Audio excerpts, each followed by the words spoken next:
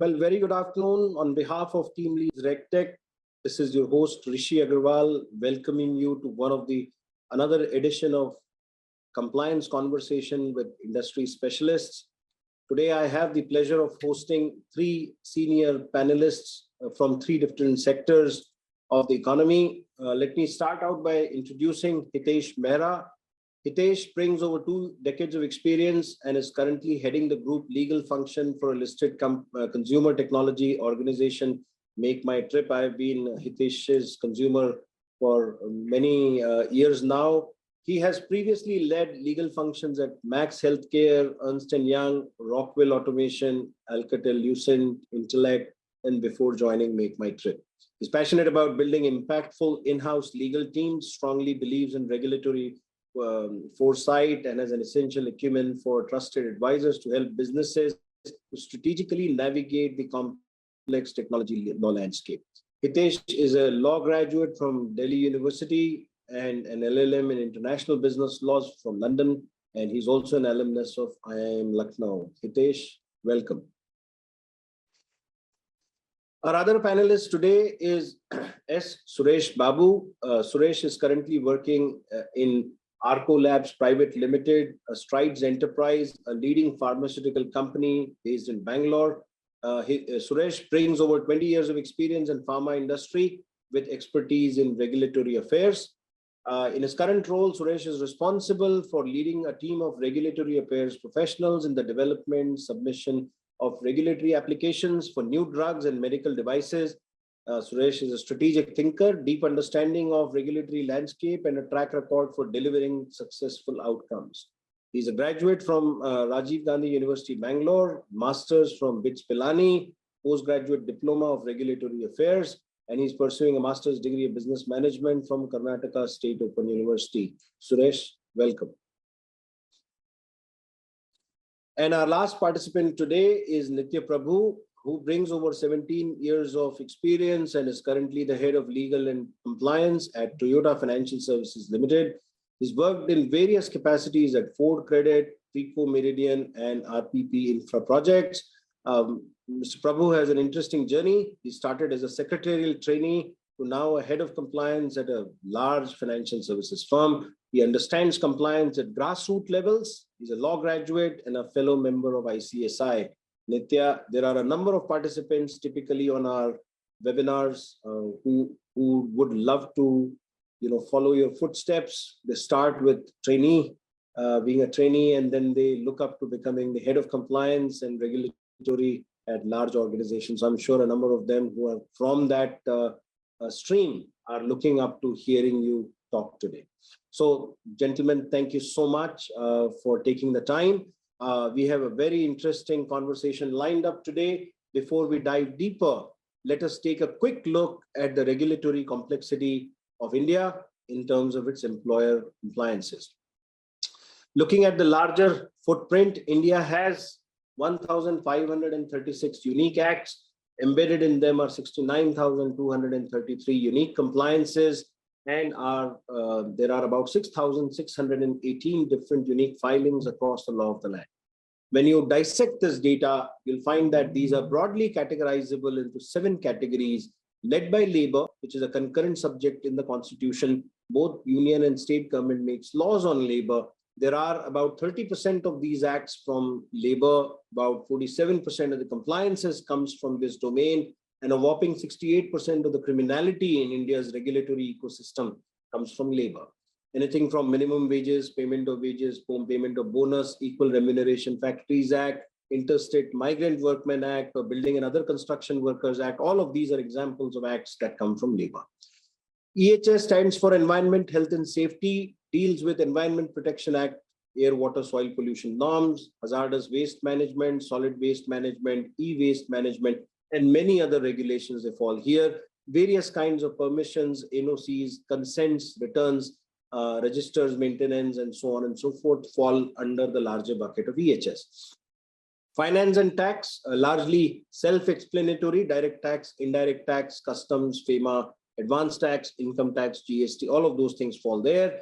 Commercial deals with equipments, hoists, lifts, cranes, pressure vessels, boilers, tools, tackles, gas holders, legal metrology, all of those things fall there. Secretarial, as the name suggests, deal with company secretarial function, including MCA and SEBI, as the case might be. All kinds of event-based compliances, appointments, resignations, board meetings, resolutions, filings, they all fall there. Industry-specific deals with industry-oriented compliances. There are regulators for specific industries, including the RBIs for banking, shadow banking institutions, IRDAI for insurance, FSSAI for all the food manufacturing, and so on and so forth. All of these are examples of specific regulators. That's the large footprint of the regulatory employer compliance in India. Now, having said that, there are a few slides here. I want to skip most of them. This one actually shows you the regulatory footprint across various states and what is the compliance burden if you're operating in specific states. Moving forward from here, you will see that this is just an indicative slide that talks about various kinds of statutory compliances. Sometimes people's understanding around specifics is different. So I thought we'll just put a slide here. Moving on, you'll see that it categorizes the ecosystem into 3 levels: union, state, and local, 7 categories that I just described, and 3 different types. Now, let's move to the second phase of our discussion today. I want to bring Hitesh into the conversation as we start. Now, Hitesh, you come from the travel industry. Your company has technically transformed the way tickets are booked and consumed.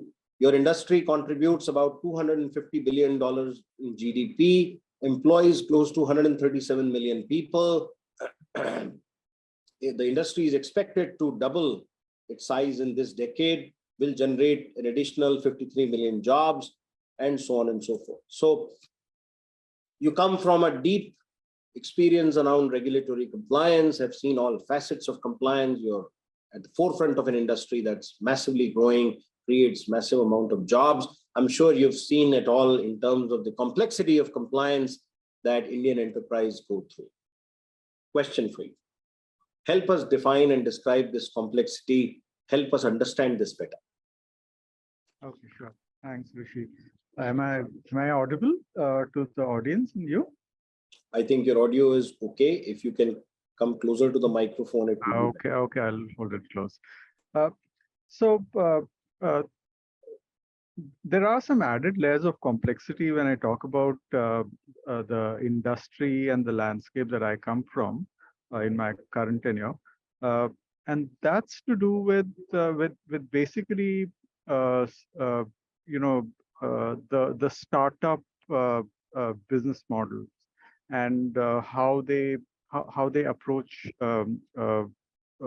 business regulatory compliance. Most of these models have evolved much faster than the regulations have caught up with them. So what that does eventually is that the internal ethos of compliance and risk management has sometimes to be built in internally, and before one sets up a compliance framework and makes it active. So therefore, the only way to solution that is actually top down, and to be able to first sell a business case to the board. Without that, you simply come unstuck in terms of a compliance system which might be there on paper but is not very effective. And like I said, so if the technology and the business model is far ahead of the regulatory landscape, you are not only looking at the regulations in India, but you're also looking at how the regulations are going to evolve and what is the public policy concerns which are going to arise, what are the sustainability concerns in this domain which are going to arise, and then make policies and procedures adequate for that and implement that in your organization way ahead of regulatory compliance, kicking in and then complying with that. So one is dealing with the regulators and ensuring that a business-friendly regulations come into place. But even before that, So we'll talk about, say, an example of data privacy.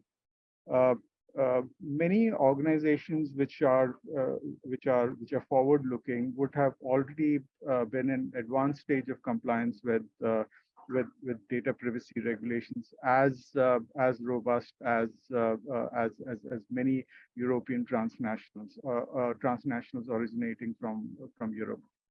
That's just one example. So my short point is that it all begins in the top, and if you're not able to make that tone from the top very clear, that business case sold very clear, and looking at compliance as part of a larger theme of how we do business, it usually doesn't work. And that means for general counsel and legal heads to be very strong advocates about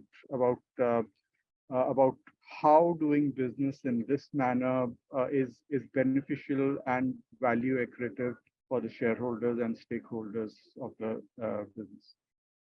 So Hitesh, well said. You're talking about making a case to the business. Let me bring Nithya Prabhu in the conversation. Why do we need to make a case? Why is it so important to make a case? What brings about the complexity of regulatory compliance? Right. Rishi, first of all, thank you very much for having me on this panel, and good afternoon to all participants and other panelists. So yeah, Hitesh actually rightly pointed out to have the management tone. Primarily, it all boils down to the compliance culture, right, in the organization. So when we talk about compliance culture, Hitesh was rightly pointing out on having the process and procedures, designing them at the core level. This is where the compliance team plays a major role. Because when we take our industry like NBFC, the things have changed a lot in the last few years. If we take, I would say it's a significant transformation. And from a kind of light touch regulation to now we have kind of tightened regulation, which is, I would say down the line we would not have any arbitrage between the banks and NBFCs. That's the kind of expectation the RBI has, and this is going to happen in future as well. So in terms of this, so I would say from a compliance point of view, right from tracking of the compliances till we have the compliances implemented, we have a major role in terms of ensuring that it has its implemented at the core. So in the sense, I'd like to say when we in terms of tracking the regulations, like day to day, when RBI comes up with the regulatory changes and SEBI comes up with regulatory changes, and compliance team, as we need to look at them and ensure that this is implemented to the core. And also, so you are pointing out on the business, right? So we need to ensure that the right balance is created between the compliance and the business is also not interrupted. And at the same time, we are meeting the RBI, the expectations and other regulatory expectations as well.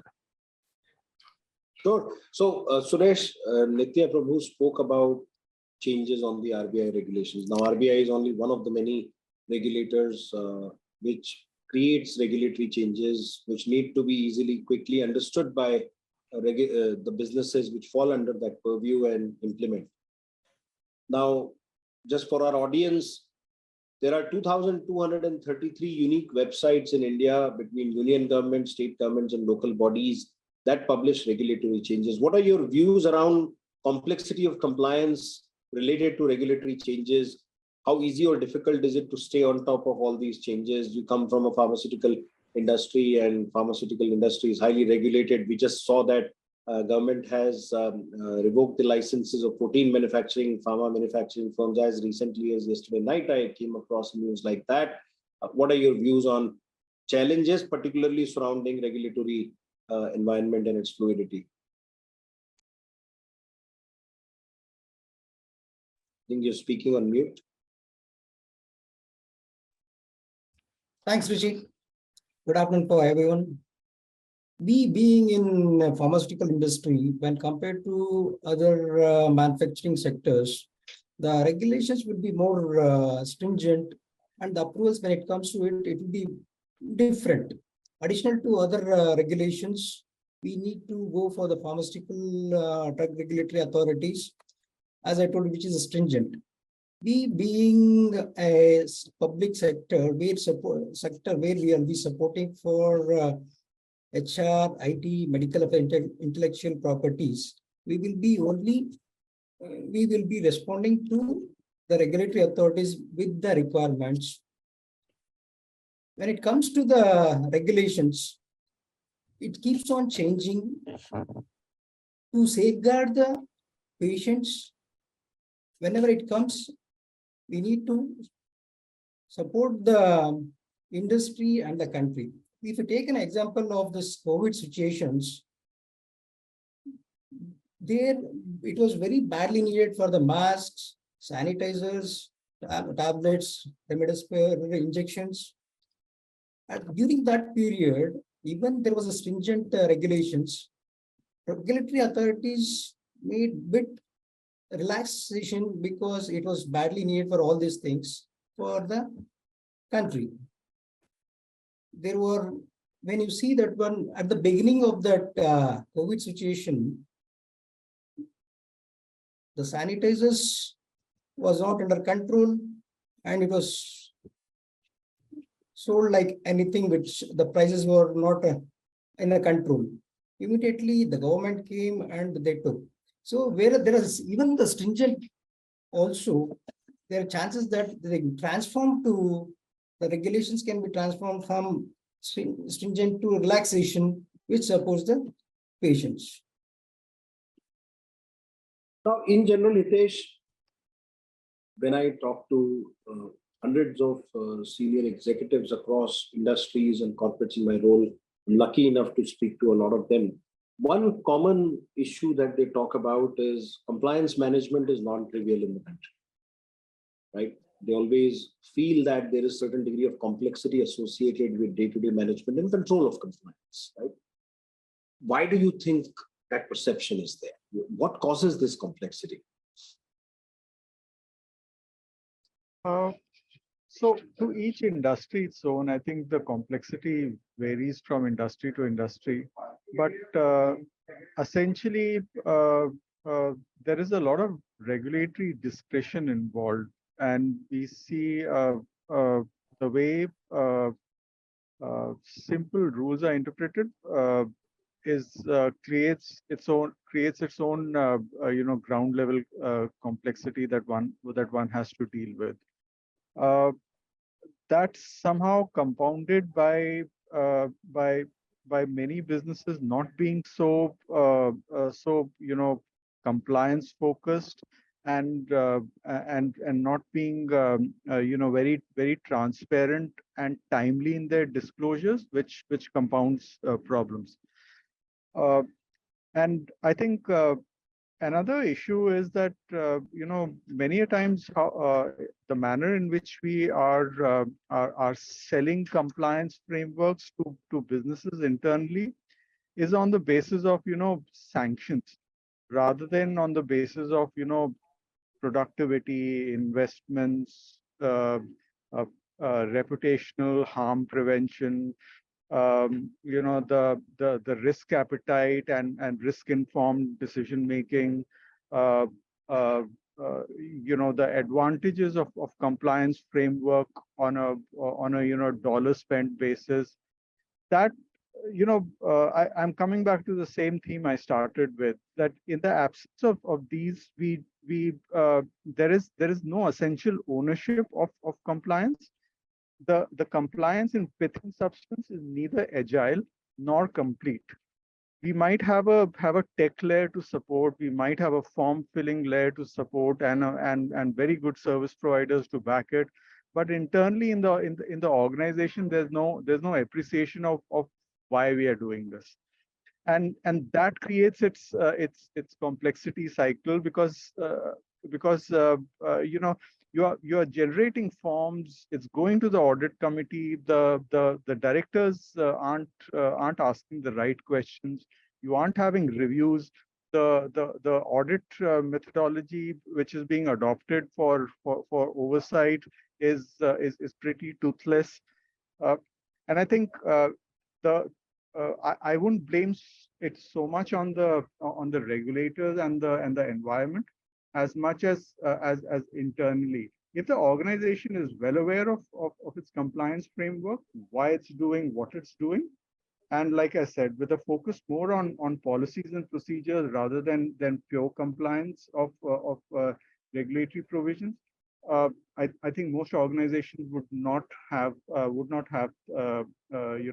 that concern as much as what next should they be doing in terms of de-risking their business. I think it's a way of how we approach it, and that would solve for a number of these concerns. The concerns on control are absolutely valid. Any of us who feel very comfortable with compliance are probably missing something. So yeah, in a complex Indian environment, and also broader footprints that most of our businesses have outside India, and then specific regulators who are hyper strict, like the one Nithya comes from, are really tough to predict and deal with. Many a times advisors tell us to, hey, do not go for a clarification, continue with business as it is rather than seeking a clarification. So these are practical problems we deal with every day. No, very good point, Hitesh. Now, one question which I'll generally frame and put it for all of you, and feel free to pick it up. We've seen that boards have become more demanding in the last few years, right? I mean, the chalta hai, hota hai culture that used to be more prominent in the companies, especially in the boardrooms around compliance, has changed quite dramatically. I mean, we see that board members, especially the independent board members, they are not happy with just an anecdotal to whomsoever it may concern kind of a compliance certificate, right? I mean, they are looking for a lot more transparent and accountable certificate. They are looking for specific details, specific numbers, how many were applicable, how many were done in time, how many are still pending, why are they pending, what's the risk level, how much is the residual risk, are there repeat behaviors, are there frequent defaulters? So board members are looking for a lot more transparency around that. How's that demand from the boardroom changing behaviors in the management team? So I would like to take this up, Rishi. So we should also appreciate the kind of accountability has gone multifold especially for the independent directors and other board members, in the recent times, and the kind of expectation from them is, whether they are on the board and they are expecting that the company has to comply with the regulatory requirements. So for example, if you look at in the last few days, I was looking at one of the penal action against RBL Bank, where it was 2.27 crores, right, for certain non-compliances. So this as a compliance person and as a board member, this really worries them, in fact, right? So they kind of expectation. Previously, we used to give simple declaration that the company is complying with significantly complying with major regulatory regulations. But nowadays they are going a little deeper. They are also advising on automating various things, not only on the compliance matters. Wherever possible, we need to automate so that the manual intervention is reduced, so that the manual errors can be eliminated. So they are emphasizing on automating many processes wherever possible, and and also the expectation is now that whatever regulatory changes happened during the previous period, they are expecting us to take it to them, and also they are expecting us to explain to them how this is going to impact the organization, and if there is anything to be done from the board perspective, or whether the company is taking care of the things. and also you were pointing out about the challenges in terms of implementing previously, right? So so so nowadays, the regulations, many times we are getting a kind of gray kind of regulations. So unfortunately, I really appreciate that the regulators like SEBI and all have transformed from kind of making the regulations applicable to consultative approach, where they are consulting the companies to take the feedback, and they are kind of implementing later on. So sometimes regulators are looking at the compliance alone, not from the business perspective. That is where we are finding challenges in terms of implementing those. So this is it. Yeah. Interesting. Suresh, would you like to come in? Yeah, I'll be adding to Nithya's one comment. When it comes for the regulations, I'm not sure about with SEBI, all these things. When it comes from the drug regulatory notifications, a draft notification will be circulated throughout the companies, might be from any association, or might be to the known who have been already registered with the companies registered with the drug control authorities or CDSU. A notification will be circulated, and they will be giving some time where if any changes can be done with that notification, we can give our additional information which can be corrected, and before the finalization, all will be considered and the notification will be finally approved.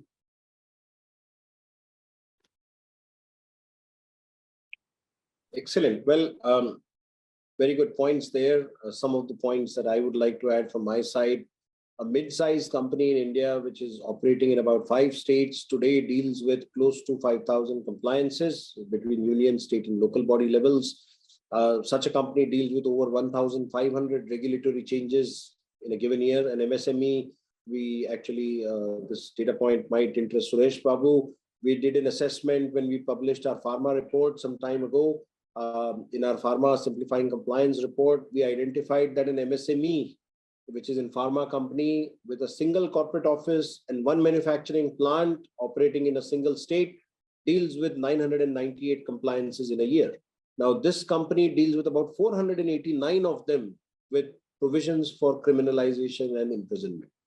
So almost 50% of the applicable compliances, Suresh, for pharma companies, especially for a single state, single location, single entity, single manufacturing plant, 50% of those compliances carry jail terms and imprisonment. So if you fail to do certain compliance, especially the highly critical ones, there are enough and more provisions for sending someone to jail. So that's one. Second, I do want to bring about a couple of interesting data points here. 2,233 unique websites. They publish over 5,000 regulatory changes in any given year.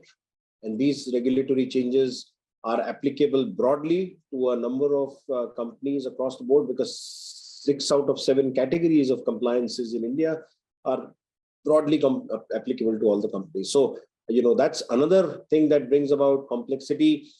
There are many state subjects where union and state both, concurrent subjects where union, state both legislate laws, labor being a case in point here. And the forms and formats in different states are different. And a lot of this work happens manually via labor consultants at the moment, which does not provide the necessary assurance. Hitesh alluded to data privacy bill around the corner, and a lot of new requirements will be there on confidentiality and data privacy. Now imagine today you are sending a spreadsheet to a labor consultant who will go and create your returns, registers, and challans. Now, once the privacy bill becomes an act, imagine you sending all of this confidential data over an email to a third-party consultant who has little or no controls, whose computers may not have the virus protections or endpoint protections and stuff like that. Imagine all of that, and suddenly you find yourself in a soup because you're in violation of certain regulations. So all of those are things that are challenging. One has to pay more attention to compliance. It cannot just be a side subject for a discussion when you have time. It needs to get the business priority and attention, because compliance management is non-trivial by any stretch of imagination. So that's really where I would want to wrap up the first portion of our discussion, where we get our speakers' thoughts on why compliance management is challenging and what brings about this complexity. Now it's 3:30. We are half our way through today's conversation. Let me bring in the audience for the poll today. If I can request the poll to be flashed on the screen so that we can get the audience's view. I imagine the panelists will be able to answer some of these questions as well. I'll keep the poll open for about 90 seconds. Please take the time and respond to the poll questions. It's a great way for us to know how you're thinking about compliance management and what is bothering you on day-to-day basis. I hope all of you can see the poll and are able to respond to the poll.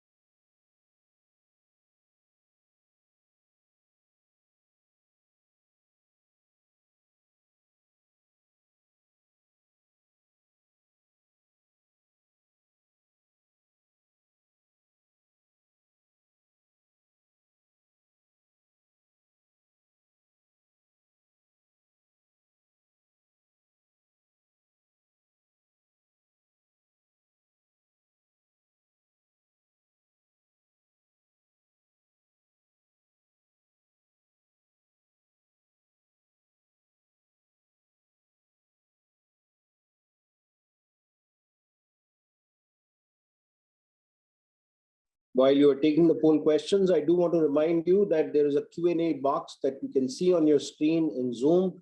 Please use that utility. Please post your questions. And I would request our esteemed speakers to pick up those questions and respond to you. So please don't shy away from putting in your questions. We love that.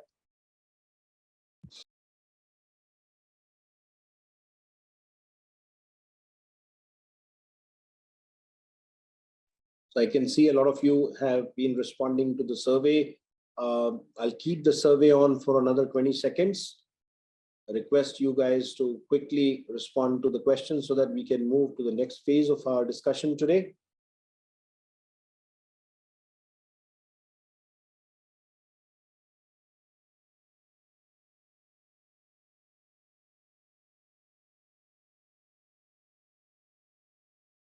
Last 10 seconds.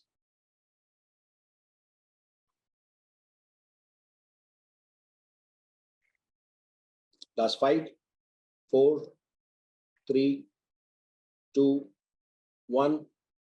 2 grace seconds. Grace second 1. Grace second 2. Let's go ahead and close the poll. Thank you so much for taking the time. We'll share the results later. So let's move to the next phase of our dialogue today.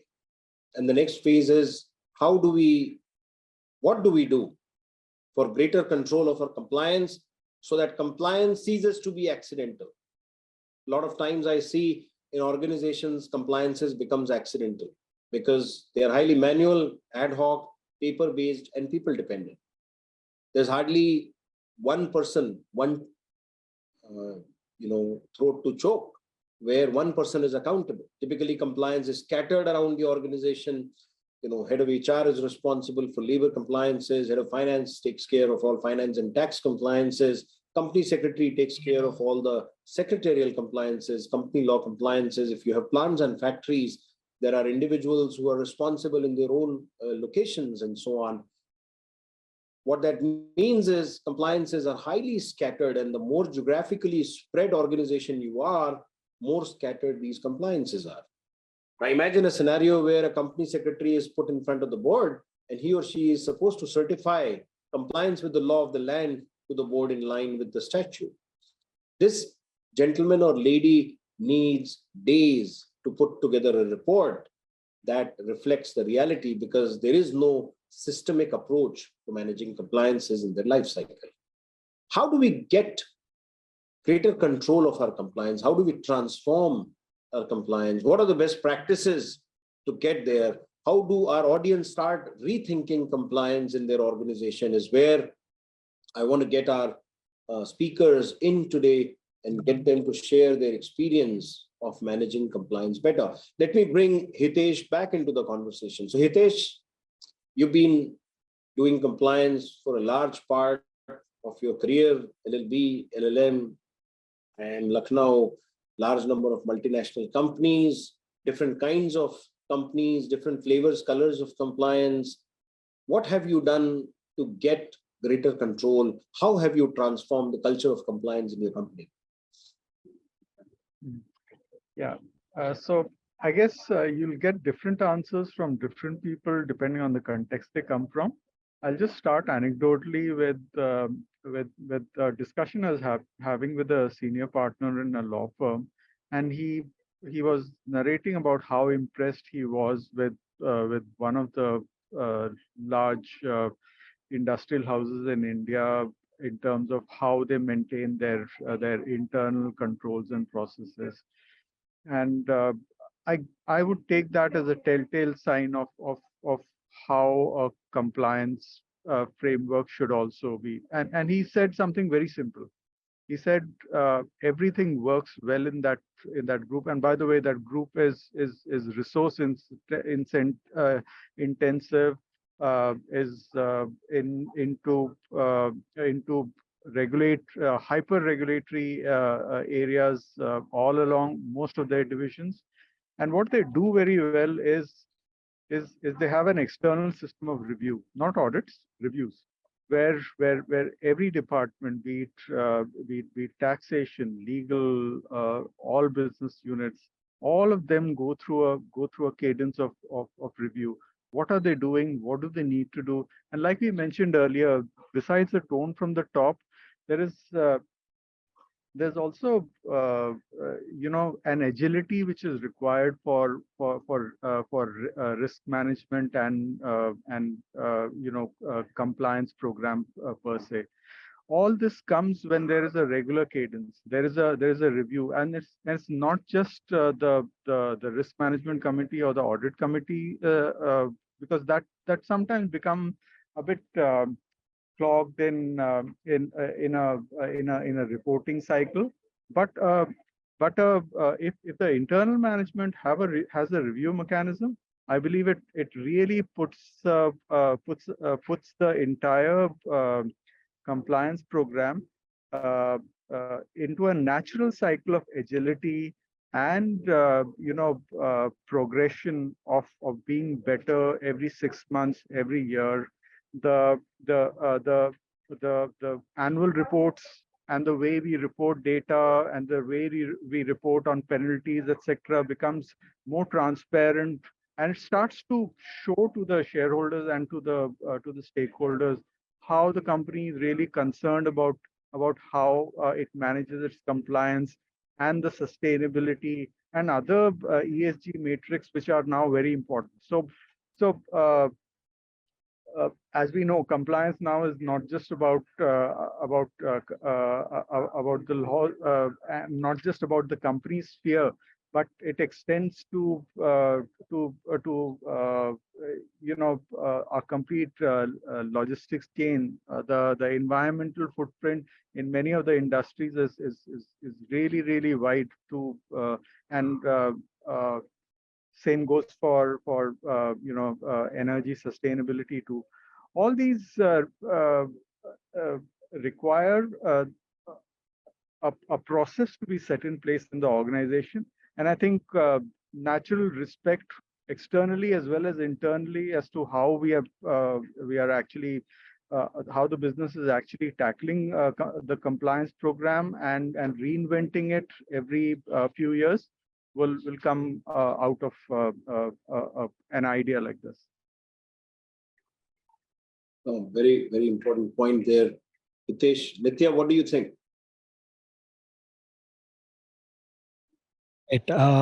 Just to continue from there, so I'll just tell you how we were starting to manage things.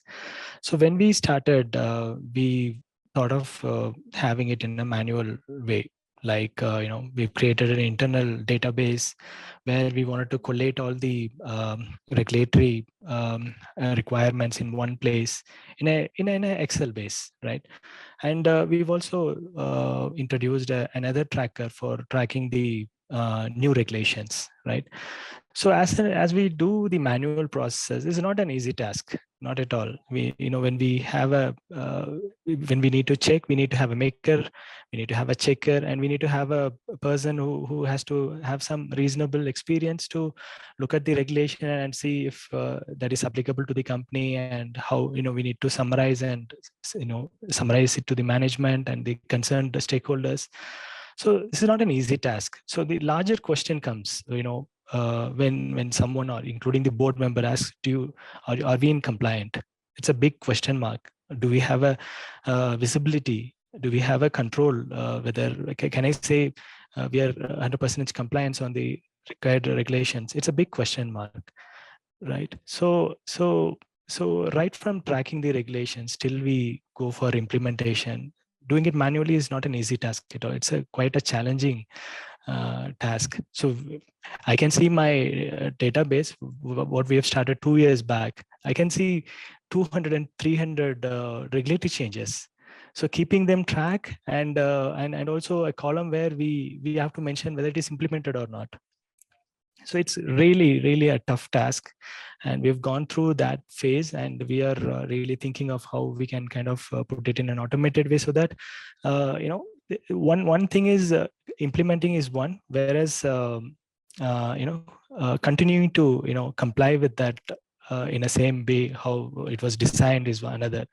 So we need to regularly in touch with the teams and taking the documents and supporting documents or proofs, all those in a manual way. We have seen a challenging times in those. So right now, this is what we are thinking of, automating the compliance thing, so that the teams will know what is the required compliances, and also they should be able to know why are they doing it, and also they should know what if we don't do it, what is the consequences, what would be the penal consequences, or what would be the end result. So those things we are trying to get into. So you think technology is one important way of doing that? Absolutely But right. as they say, right, unless people adopt technology across the board, technology can only go so far. How do you create a culture of compliance? And this is, I'm not asking this question to a specific person. This question bothers me all the time, because a lot of these things are highly cultural, right? Some companies fundamentally do a good job of managing compliance, whether it was in the old manual ways or now in the digital age, they are using a lot of digital tools. And some companies, they constantly falter. Their management is constantly defensive. They are firefighting. Nobody really has visibility into what's going on. The board is asking questions with no answers. How do we create that culture of compliance? So technology definitely puts the guardrails, to Nithya's point. It brings in the transparency and the accountability. It throws exceptions to the right people so that interventions can be made to clean up as and when mess happens.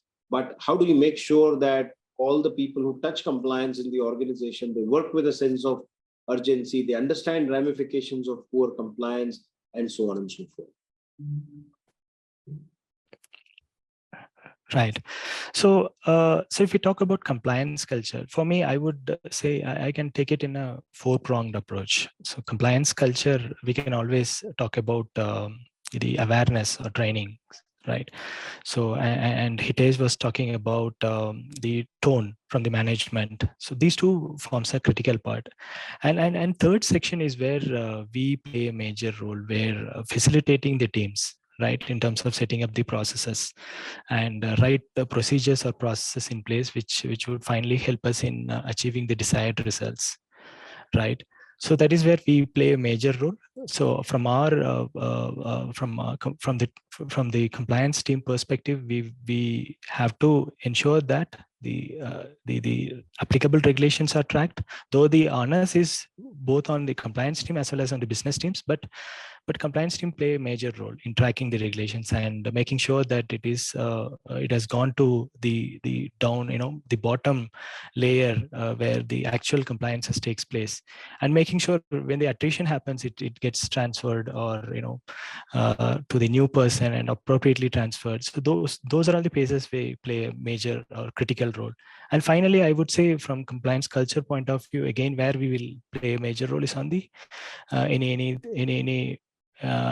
deficiencies identified by any of the regulators, or be it the internal audit team, or be it statutory auditors. That is where we play a major role, digging deeper and see what is the root cause for those non-compliances, and ensure that that is not repeated in future, and ensure that this is inculcated to the teams. Suresh, would you like to add something? Oh, I just go to that. So, Hitesh, you've also worked in multinational companies, you've worked in Indian companies. Are there differences in approaches? Yeah, quite a lot. So depends on whom you're comparing on the India originating businesses. If you talk about mature listed companies, they are right up there with having amongst the best compliance cultures. Others, smaller setups, startups, etc. It's a very difficult comparison, because the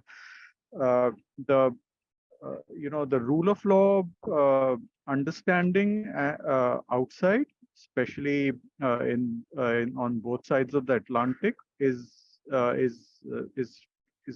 really sophisticated, and it comes culturally to them. It's also you can probably give credence to their religious beliefs, but be it as it may, there is a big difference, and therefore I think the role of in-house teams is really important, and without shared, visible, and explicit support from board and the top management, ownership cannot come, and without ownership, you wouldn't be able to change. I think in many cases it's been possible to sell to individual teams also that, look, how do these controls help you? For instance, to finance and accounts, it's become far easier for us to tell them that, look, it's because of the compliance processes that we have put in place, the fraud risk has gone down. And in many of the consumer tech and B2C facing businesses, fraud risk in the digital environment are real. These get addressed by compliance. This is a benefit that many of us should be selling. We do not as good a job as we can on this. So the benefits out of compliance program are really tremendous, and I can come to how even decision making is done in an organization where a proper compliance program is in place, versus one where it isn't. Organizations, many of the ones India originating that I was referring to, they don't know what their risk appetite is. They'll just look at the chairman to say that he knows the risk appetite. The rest of the people don't. But decisions are taken in an organization every second by everyone. And how then where does compliance go? So I think that's where the secret sauce is. Lovely. We do have many questions. Let me go to the questions. Sumit is asking a question: what are the factors that we need to consider while finalizing a compliance management solution? If there is And I think Nithya spoke about digital technologies and adopting them. What would you think of considering, I think is the question.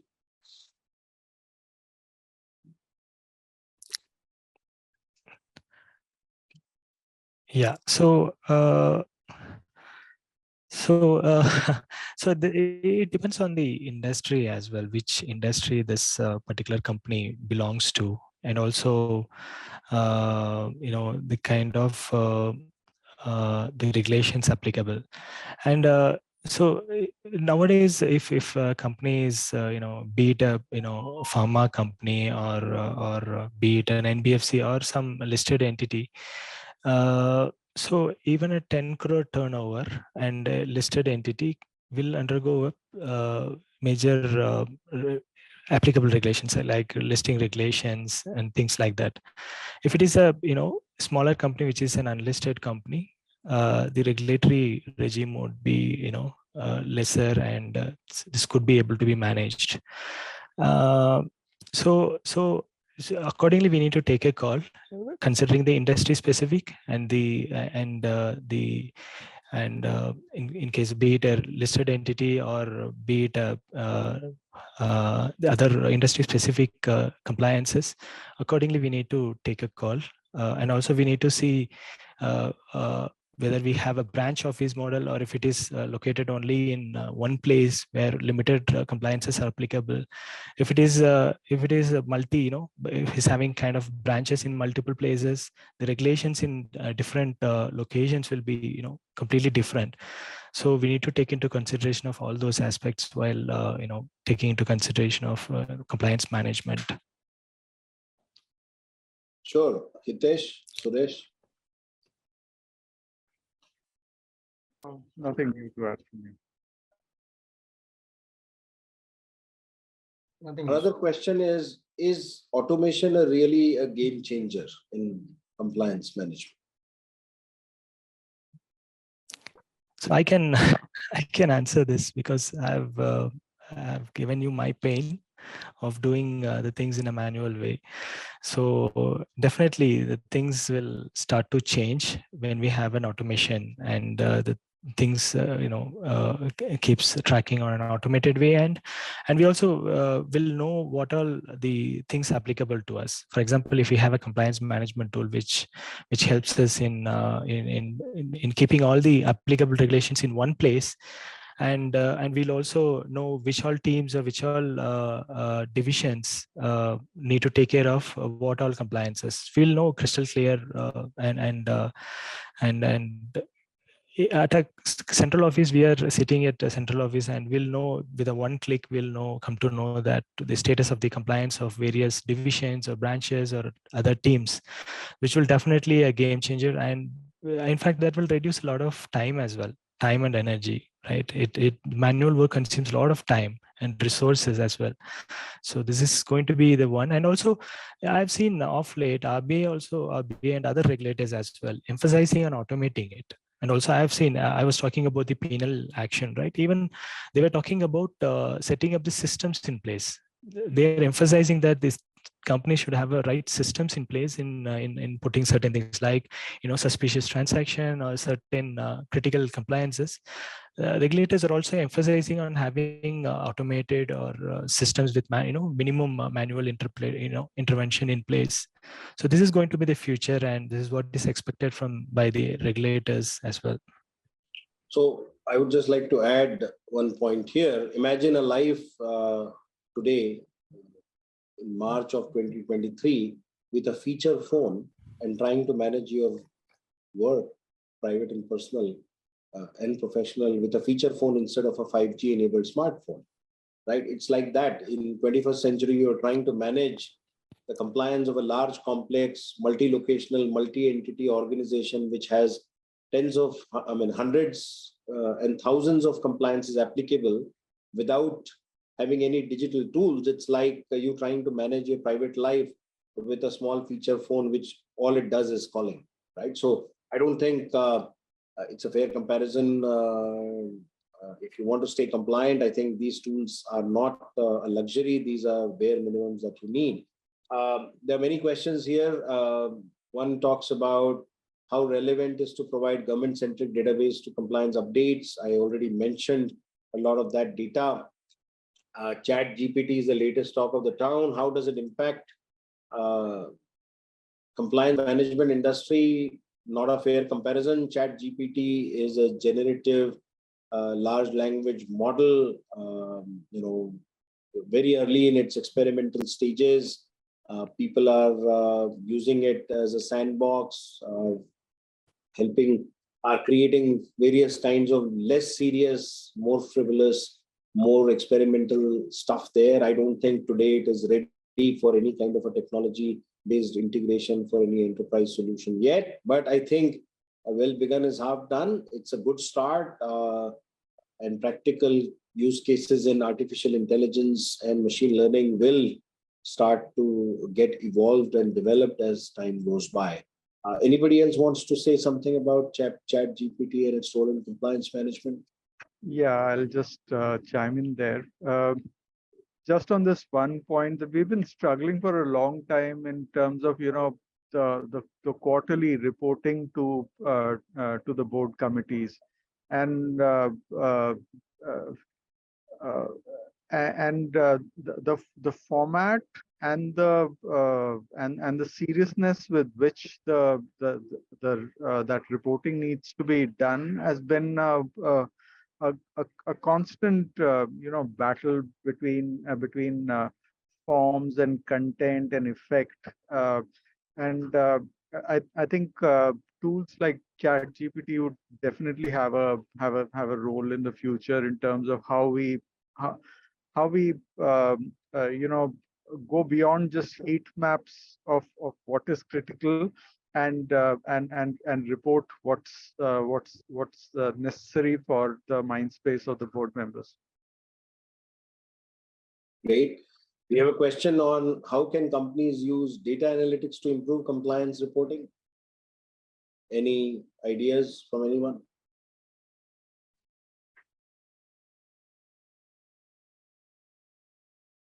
If not, then I can share a couple of flavors. Not all compliances are equally critical. Some of them can send non-contravention of some of them have a jail term. Contravention of others have a slap on the wrist. Some create huge amount of exposure for the companies. Some don't create that kind of exposure. Some are more colonial in nature. Even if an inspector shows up, they cut you a little bit of slack for those kinds of compliances. Others are not. Some have financial exposure. Some have reputational exposure. Some are the ones where your board members and your shareholders, if you're a listed company, care a lot more about. So data analytics to me can help you find the needle in a haystack. Because if you look at a reasonable sized company, they are dealing with over 1 lakh compliance instances in a year, about 5,000 to 8,000, 10,000, depending on their size and scale, number of locations, nature of establishment. So when you use that kind of a spread of compliances, analytics can help you tell the story better. What is your residual risk looking like? Where you should actually focus on? Are there defaulting behaviors of certain departments? Are certain departmental heads not taking compliance seriously? Is there a lack of expertise in certain areas?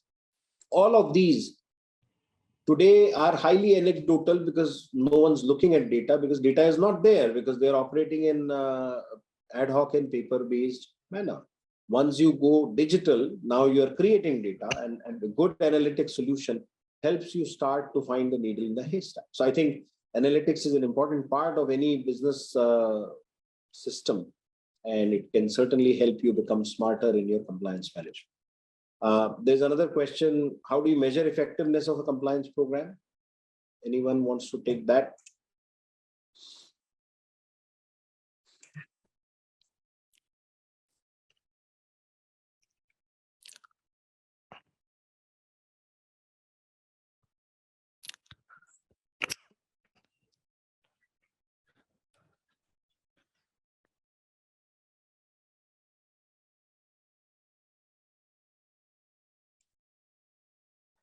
So effectiveness of a compliance program, I think the simple answer comes to my mind is how compliant are you, right? And how many non-compliances are there, what kind of non-compliances are there, what is the residual risk is a simple way of measuring it, but it's easier said and done. In absence of a technology-based system, there is no way you have ready access to this kind of data. I just want to add add a little bit to this point. So this can be measured by joint effort. It can be a joint effort between the compliance team and internal audit and the risk function as well, where we can, from compliance function, we would be time to time be doing a high-level risk assessment, where we would be taking or assessing whether the set process, the designs, whatever we have designed, whether it is effectively running in a sustainable way or not. And also when the internal audit does an audit, so that can also be matrix where we will come to know that whether the appropriate set standards are running or not. And also the risk function, whenever they have the risk KRIs defined for certain parameters, we'll come to know whether it is running in an appropriate way or not. I had something to add over there. I think the success of a compliance function would be incomplete if we don't have outsider stakeholder feedback. And I think I know of a few surveys which organizations do amongst their stakeholders. It's not a perfect science, but it goes a long way in highlighting areas where your investment attractiveness, your reputation, etc., get highlighted. These only are your investors or private chats with people in the bureaucracy would highlight. Sometimes these are blind spots for an organization, so these surveys help. Excellent. Well, I've exhausted most of the questions that were there. Some of them we've already kind of answered during the course of our conversation today. We are at the top of the hour. In fact, 1 minute past our scheduled time till 4 p.m. Any closing comments from anyone?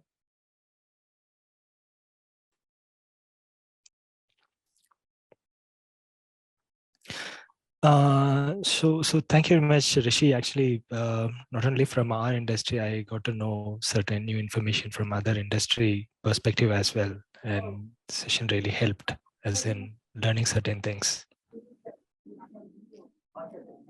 Well, thank you, Nithya, for that. In general, it's always exciting to talk to industry leaders who are grappling with the problem of compliance management on a day-to-day basis as India grows, and the aspiration that our Honorable Prime Minister has set to become a 5 trillion and then 10 trillion and then at the end of 2047, 100 years into our independence, become a $40 trillion economy are non-trivial. And as we get closer to some of these milestone numbers, the sizes of the organizations that we are all representing will continue to increase. Their geographical spread will increase. The complexity of compliance program will grow. And unless we put the plumbing in place to manage these obligations well, to get greater transparency, accountability, timeliness, traceability, and hence control in our compliance, these will become binding constraint to growth. So while a lot of companies think compliance is a support function, and I am not disagreeing with them, but I do want to remind them that if it's not a motivator, it's a hygiene factor. You don't manage it well, soon it will become a big problem in front of you. Soon you will lose the trust of your shareholders and your investors and your board members. Your ability to grow far and wide will become stymied and compromised because you don't have this plumbing in place. So great points made by 3 elite speakers from 3 different industries today. Thank you so much for taking the time and making yourself available and sharing your insights with our audience today. I'm sure a number of our viewers found these very insightful, and we look forward to our next conversation next month. Thank you so much for being here and engaging with us. Thank you. Thank you. Thank you. Thank you Very much.